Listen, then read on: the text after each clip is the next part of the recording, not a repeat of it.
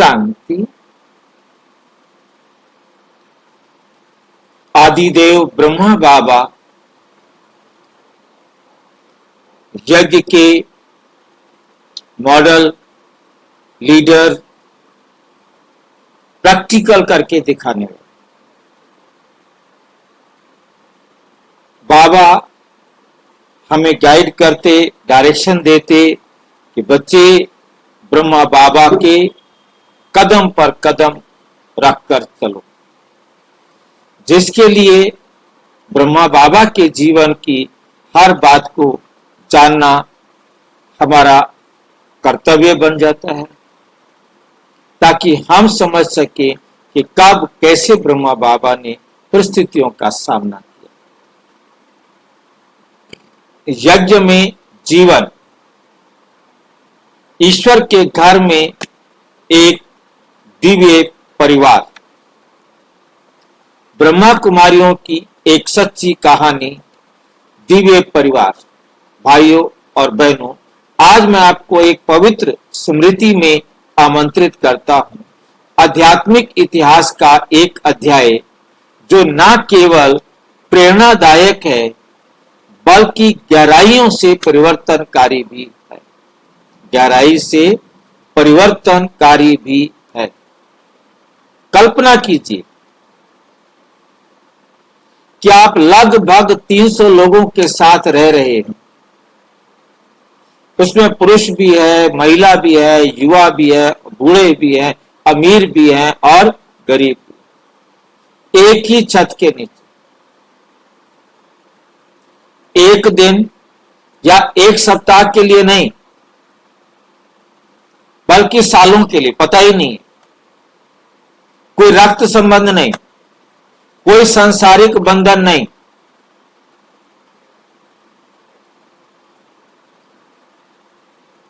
बस एक धागा उन सभी को जोड़ता है, वो है ईश्वर का प्रेम।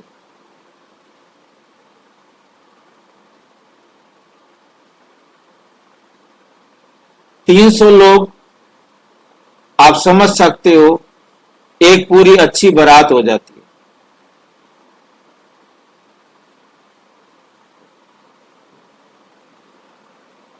इतनी लगभग संख्या होती है बारात की नॉर्मल, बाकी बहुत बड़ी काम काउंट नहीं कर सकते, छोटी के भी हो सकती है।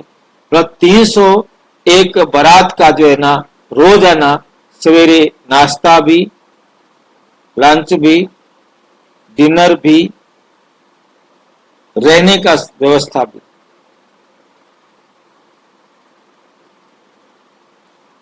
चाहे घर में बनाना पड़ता है पर तो खर्चा तो होता है ना।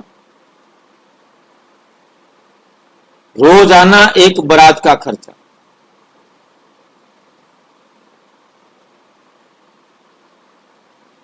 समझ सकते हैं इस बात को, कल्पना करके देख सकते हैं।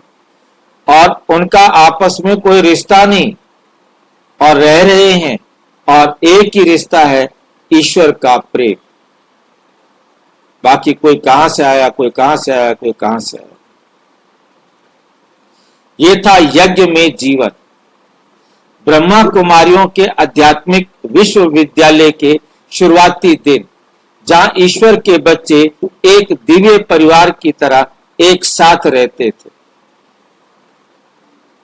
विविधता में एकता, सब अलग अलग स्वभाव के, अलग अलग नेचर के, अलग अलग, फिर भी उन सब में क्या थी?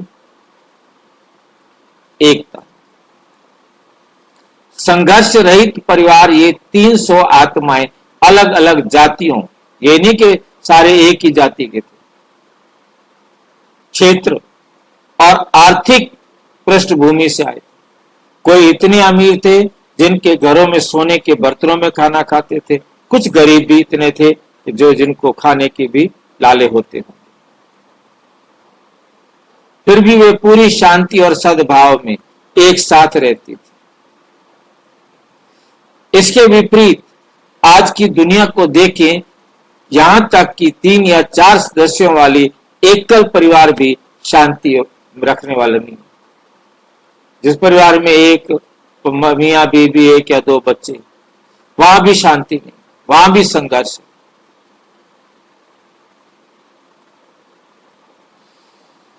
लेकिन यज्ञ में कोई लड़ाई नहीं थी,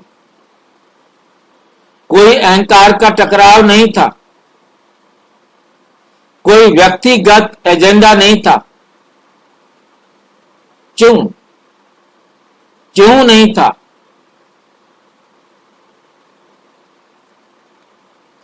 क्योंकि वे सिर्फ एक दूसरे के साथ नहीं रह रहे थे,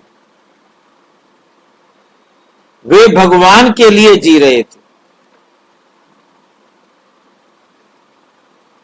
विरोधियों की भविष्यवाणी बनाम भगवान की सुरक्षा। विरोधी क्या भविष्यवाणी करते थे और भगवान ने क्या सुरक्षा दी, इसको हम समझेंगे। यज्ञ के बाहर विरोधी पार्टी के रूप में जाना जाने वाला एक समूह मानता था कि ये सभा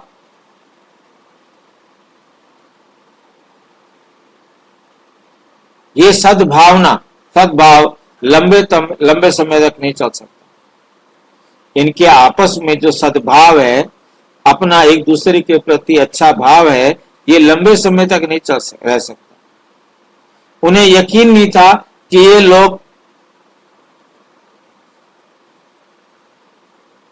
उन्हें ये यकीन था कि लोग टूट जाएंगे, जल्द ही वो लड़ेंगे। लेकिन समय ने उन्हें गलत साबित कर दिया। समय ने उन्हें गलत साबित कर दिया।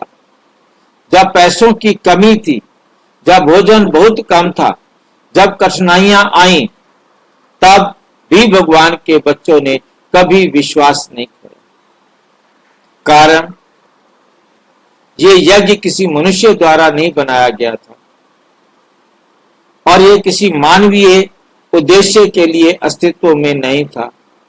स्वयं परमेश्वर ने इसकी स्थापना की थी और उनकी शक्ति ने इसकी रक्षा की। यज्ञ की गुप्त शक्ति शिव बाबा की छत्र छाया। शिव बाबा की प्रेम की छत्र छाया में एक चमत्कार हुआ। बच्चों ने धीरे धीरे अपने संस्कारों, अपनी पुरानी आदतों, आसक्तियों और पहचानों को बदलना शुरू कर दिया। उन्होंने दुनिया के देह अभिमान के तरीकों को त्याग दिया। आत्म चेतन, आत्म अभिमानी आध्यात्मिक प्राणी बन गए। उनके रोल मॉडल कोई और नहीं बल्कि कौन थे? ब्रह्मा बाबा, पिता, जिनका समर्पण और स्थिरता कभी डगमगाती नहीं थी। मातेश्वरी मां जिनकी पवित्रता, मधुरता और मौन से दिव्य उपस्थिति का संचार होता था। फालतू बात करनी नहीं है, मौन। दिव्य उपस्थिति का संचार होता था। उनका निरंतर उत्साह, अथक सेवा और अधिक विश्वास। उनका निरंतर उत्साह बना रहता था, अथक सेवाधारी थी, अधिक विश्वास, बाबा पर, परमात्मा पर अधिक विश्वास। इस दिव्य समुदाय की नींव बन गया। ये दोनों जो है इस दिव्य समुदाय के क्या थे? नींव। उदाहरण, जीने का एक नया तरीका। मैं आपको एक उदाहरण देता हूं। यहां तक कि जब पर्याप्त भोजन नहीं होता था, तब भी कोई शिकायत नहीं करता था। अगर दाल पतली होती, रोटियां कम होती, तो वे इसे भगवान का भोग समझते थे, कभी कमी नहीं।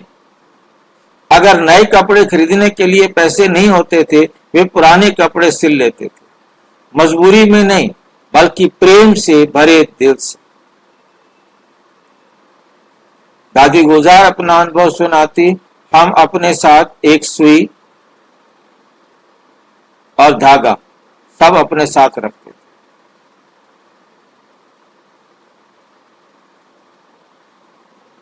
जहां से भी पटनी गर जाता था, गरने और पटने में अंतर समझते हैं कोई? गरने और पटने में कोई अंतर समझता है आप में से?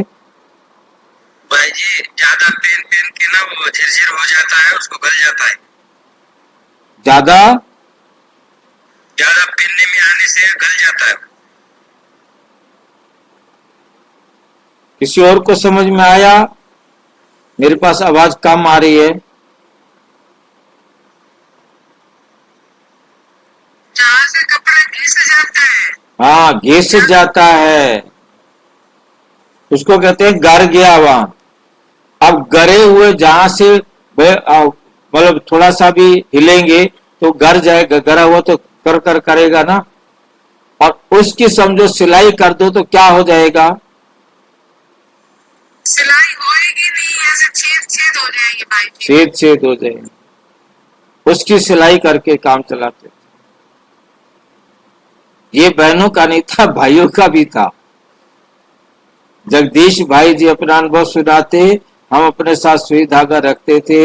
एक बार मैं पुलिस ऑफिस में डीसी से मिलने के लिए गया, बैठा कर हो गया। अब बड़ी मुश्किल से मैं बाहर आया और फिर मैंने उसको सिलाई की।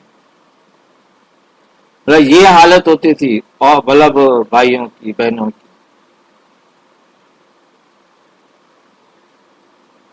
प्रेम से भरे दिल से, मजबूरी में नहीं बल्कि प्रेम से भरे दिल से वे प्रत्येक दिन सुबह सुबह ध्यान से शुरू करते थे।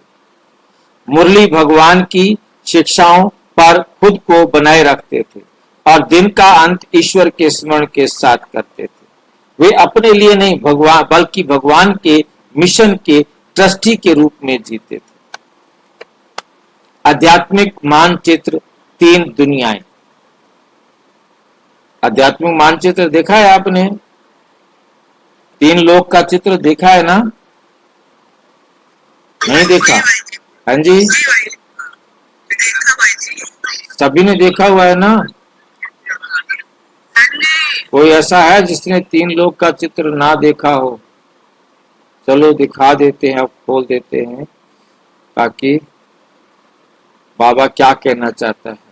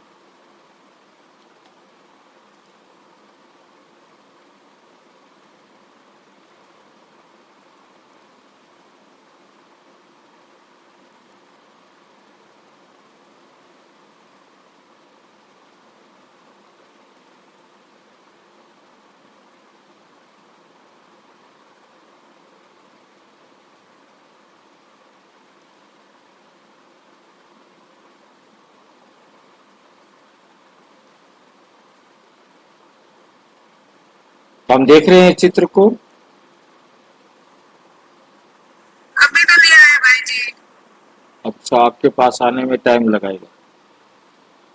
तो ये तीन लोक के चित्र के अंदर बाबा कैसे हमें समझाते हैं, इसको हम देखेंगे।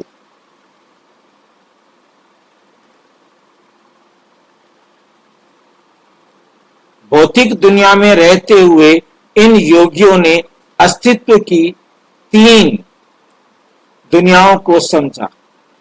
एक दुनिया है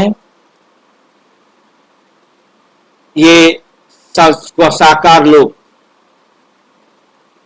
एक दुनिया जो है वो कौन सी है? ये साकार लोक पृथ्वी, जहां हम सारे अपना पार्ट बजा रहे हैं।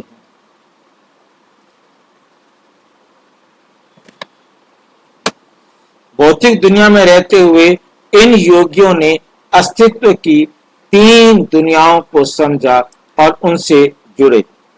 निराकार आत्मा की दुनिया परम धाम, और जो निराकार आत्माओं की दुनिया है परम धाम सर्वोच्च शाश्वत घर वो है हम आत्माओं की दुनिया, जहां हम आत्माएं परम धाम के अंदर रहती।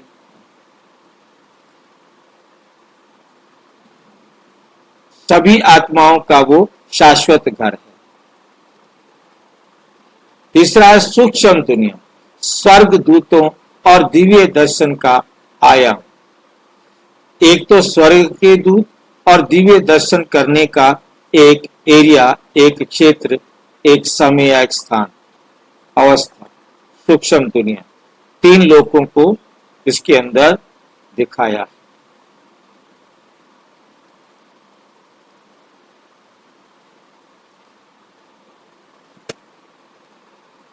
भौतिक दुनिया जहां हम शरीर साथ रहते हैं, भौतिक दुनिया जहां हम इस शरीर में अपनी भूमिकाएं निभाते हैं, आत्म चेतन बुद्धि के साथ वे अपने घर, अपनी सच्ची पहचान की यात्रा पर निकले और उस पवित्रता को अपने दैनिक जीवन में शामिल किया। निष्कर्ष, दुनिया के लिए एक मॉडल। प्रिय मित्रों, प्रारंभिक यज्ञ केवल एक आध्यात्मिक प्रयोग नहीं था, ये पृथ्वी पर स्वर्ग के लिए एक खाका था, एक चित्र था।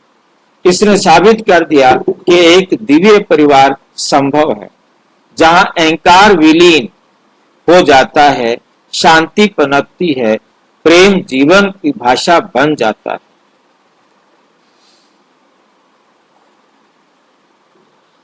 आज हम भी अपने संस्कारों को बदलकर और आत्म चेतना के साथ रहकर भगवान के इस घर का हिस्सा बन सकते हैं। भगवान के इस घर का हिस्सा बन सकते हैं। आइए याद रखें, जब भगवान पिता होते हैं तो परिवार दिव्य हो जाता है। आइए हम पवित्रता, एकता और गहरी आस्था का ये जीवन जिए। शिव बाबा के सच्चे बच्चों के रूप में उनके यज्ञ में। अच्छा, ओम शांति। और विस्तार से जानने के लिए प्रजापिता ब्रह्मा कुमारी ईश्वरीय विश्वविद्यालय के किसी भी सेवा केंद्र पर संपर्क करें, और यदि कोई प्रश्न है तो 9213106986 पर केवल टेलीग्राम करें। 9650692270 पर केवल व्हाट्सएप करें, फोन नहीं। ओम